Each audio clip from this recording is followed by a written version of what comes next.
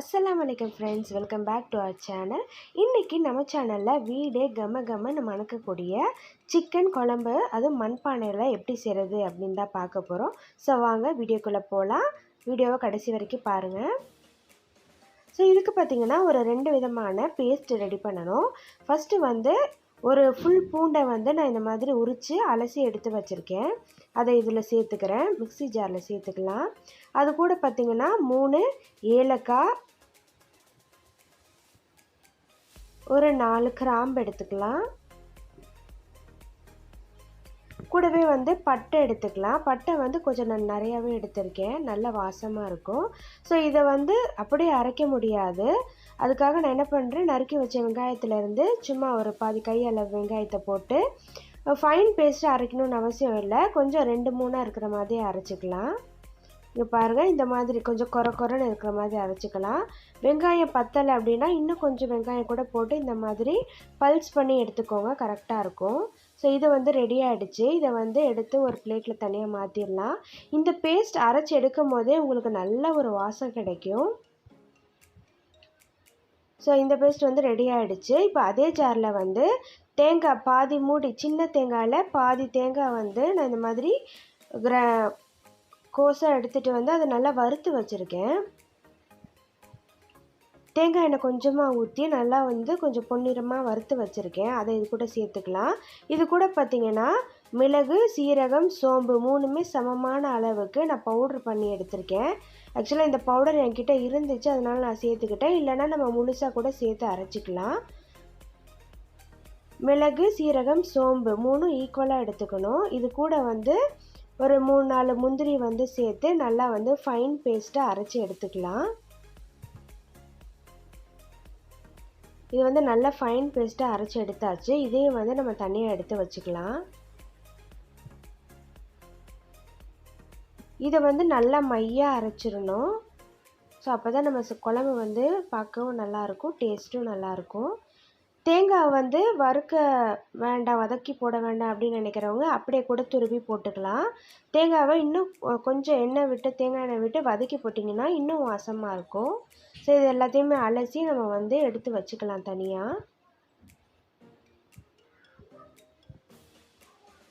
இது 2 தான் நம்மளுக்கு தேவைப்படும் பேஸ்ட்டு. இதை ரெடி பண்ணியாச்சு. இப்போ எப்படி பண்ணுறதுன்னு பார்த்துக்கலாம். இன்றைக்கி வந்து நம்ம மண் சட்டியில் தான் பண்ண போகிறோம். கொஞ்சம் ஹீட் ஆனதும் அதில் வந்து தேங்காய் எண்ணெய் சேர்த்துக்கிறேன். முழுக்க தேங்காய் எண்ணெயில் தான் செய்ய போகிறோம். ஒரு 2-3 டேபிள் ஸ்பூன் அளவுக்கு தேங்காய் எண்ணெய் சேர்த்துக்கலாம்.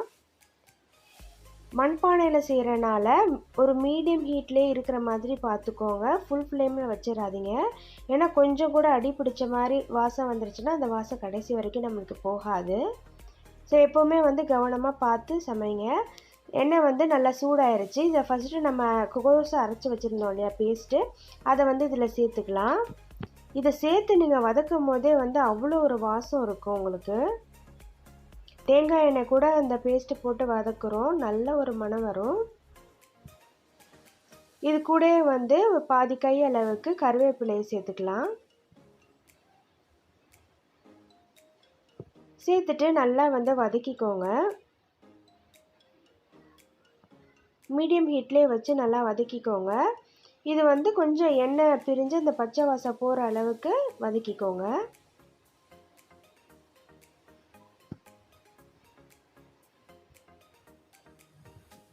இப்போ நல்லா வதக்கியாச்சு. எண்ணெய் நல்லா பிரிஞ்சு வந்துருச்சு, பச்சை வாடையெல்லாம் போயிருச்சு.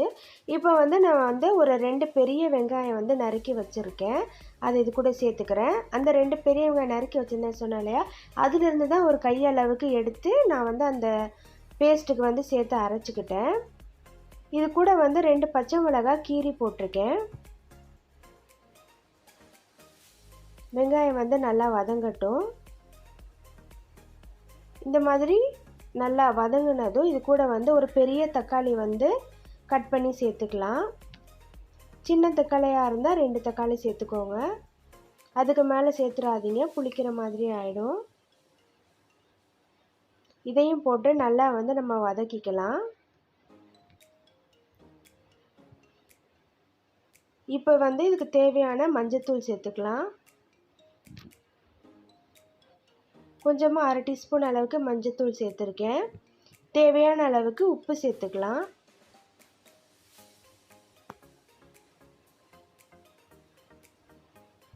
அப்புறம் 2 ஸ்பூன் அளவுக்கு மிளகாய்த்தூள், தனி மிளகாய்த்தூள் வந்து சேர்த்துக்கிறேன். நாங்கள் வந்து நல்லா காரசாரமாக சாப்பிட்றனால நல்லா ஒரு 2 டீஸ்பூன் அளவு சேர்த்துருக்கேன். உங்களுக்கு வந்து காரத்துக்கு ஏற்ற மாதிரி நீங்கள் வந்து குறைச்சிக்கலாம்.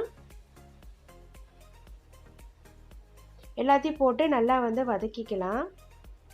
இது கூட பார்த்திங்கன்னா சிக்கன் மசாலா அப்படின்னு சொல்லிட்டு நம்மளுக்கு கடைங்களில் கிடைக்கும். அந்த சிக்கன் மசாலா வந்து 2 டேபிள் ஸ்பூன் அளவுக்கு நான் வந்து சேர்த்துக்கிறேன். இதையும் போட்டு நல்லா வந்து வதக்கிக்கலாம். அவ்வளோதான் மசாலாஸ். இதுக்கு மேலே நம்ம எதுவுமே சேர்க்க போகிறது கிடையாது.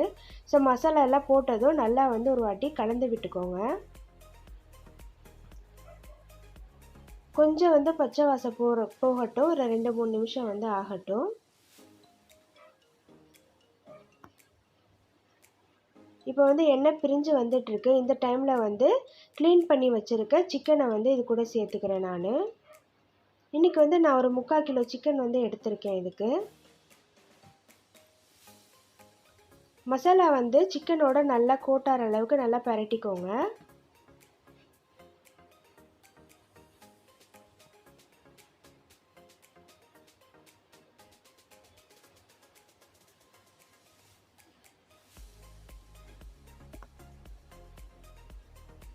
நல்லா வந்து சிக்கனும் அதோடு சேர்ந்து ஒரு கால்வாசி அளவுக்கு வெந்திருக்கு.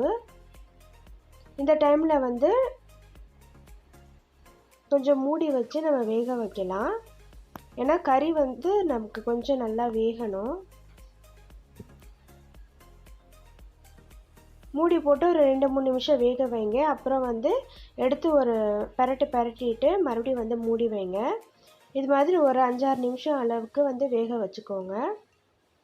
ஏன்னா அடி பிடிக்காமல் இருக்கணும் நம்மளுக்கு. அதனால தான் இந்த மாதிரி எடுத்து ஒரு வாட்டி பரட்டி விட்டுக்கணும். இப்போ பார்த்திங்கன்னா சிக்கன் வந்து நல்லா ஹாஃப் குக் ஆகிடுச்சு.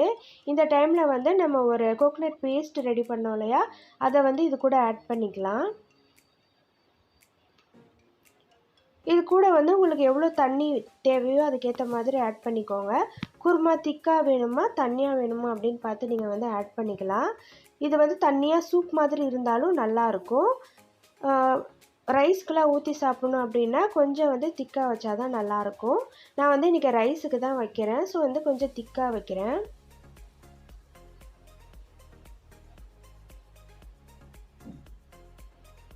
இது வந்து ரொம்ப திக்காக இருக்கிற மாதிரி இருந்துச்சு. ஸோ வந்து கொஞ்சோண்டு வந்து தண்ணி எக்ஸ்ட்ரா ஆட் பண்ணிக்கிறேன் நான்.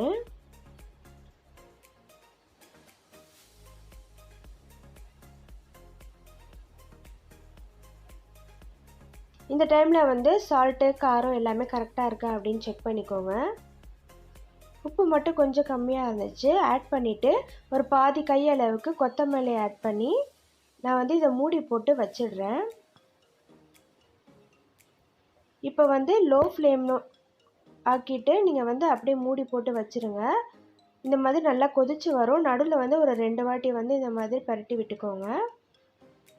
மூடி போட்டு நல்லா வந்து வேக வச்சுக்கோங்க.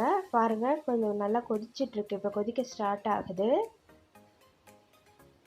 இது மாதிரி எண்ணெய் பிரிஞ்சு வர அளவுக்கு நம்மளுக்கு வந்து குழம்பு ரெடி ஆகணும்.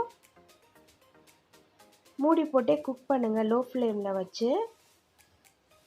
பாருங்கள் நான் வந்து லோ ஃப்ளேமில் தான் வச்சுருக்கேன். இப்போ வந்து மூடி போட்டு வச்சு வந்து ஒரு 5 to 6 நிமிஷம் அளவுக்கு ஆகிருக்கும். நல்லா கொதிச்சிட்ருக்கு. இப்போ கரெக்டாக ஒரு 7-8 நிமிஷம் ஆயிருக்கு. இப்போ நல்லா தளன்னு கொதிக்குது பாருங்கள். எண்ணெயெல்லாம் வந்து நல்லா பிரிஞ்சு வந்திருக்கு. இந்த ஸ்டேஜில் வந்து நம்ம ஸ்டவ் ஆஃப் பண்ணிடலாம். ஆஃப் பண்ணிவிட்டு நம்ம எடுத்து வச்ச தேங்காயிலேருந்து ஜஸ்ட் ஒரே ஒரு டீஸ்பூன் அளவுக்கு சேர்த்துட்டு பாதி கையளவுக்கு கொத்தமல்லி தழை அது மேலே ஆட் பண்ணிவிட்டு மூடி வச்சுருங்க. நான் வந்து அடுப்பை வந்து ஆஃப் பண்ணிட்டேன். உங்களுக்கு காமிக்கிறேன் பாருங்கள். அடுப்பு வந்து ஆஃப் பண்ணிட்டேன் பாருங்கள். அப்படி இருந்தும் நம்மளுக்கு வந்து கொதிச்சிட்ருக்கு. அதுதான் இந்த மண்பானையுடைய ஸ்பெஷலு. அந்த ஹீட்டை வந்து நல்லா ரீட்டைன் பண்ணி வச்சுக்கும். இதை வந்து கொத்தமல்லி தழை போட்டு உடனே மூடி ஒரு 5 மினிட்ஸ் அப்படியே வந்து ரெஸ்ட்டில் விட்டுருங்க. இப்போ ஒரு 5 மினிட்ஸ் கழித்து திறந்து பார்க்கலாம். பாருங்கள் நல்லா மேலே எண்ணெயெல்லாம் பிரிஞ்சு அந்த கொத்தமல்லியோடைய வாசம் எல்லாம் நல்லா சூப்பராக வருது. இன்னும் அங்கங்கே பபிள்ஸ் வந்துட்டுருக்கு பாருங்கள். 5 நிமிஷம் ஆகிடுச்சு நம்ம மூடி வச்சு. இது வந்து நல்லா ஹீட் வந்து ரீட்டைன் பண்ணும். நம்மளுடைய சுவையான மண்பானையில் செஞ்ச சிக்கன் கிரேவி வந்து சூப்பராக ரெடி ஆகிடுச்சு. இந்த சால்னா வந்து நீங்கள் எல்லாத்துக்குமே ஊற்றி வந்து சாப்பிட்லாம். நான் இன்றைக்கி வந்து வெறும் ரைஸ்க்கு தான் பண்ணேன். நீங்கள் வந்து கோகோனட் ரைஸு, தேங்காய் சோறு, தாளிச்ச சோறு, தோசை, சப்பாத்தி, பூரி எல்லாத்துக்குமே இது வந்து சூப்பரான ஒரு சைட் டிஷ்ஷாக இருக்கும். ரொம்ப ரொம்ப டேஸ்ட்டாக இருந்துச்சு. கண்டிப்பாக நீங்களும் ட்ரை பண்ணி பாருங்கள். இந்த வீடியோ உங்களுக்கு பிடிச்சிருந்துச்சுன்னா லைக் பண்ணி ஷேர் பண்ணுங்கள். தேங்க்யூ ஃபார் வாட்சிங்.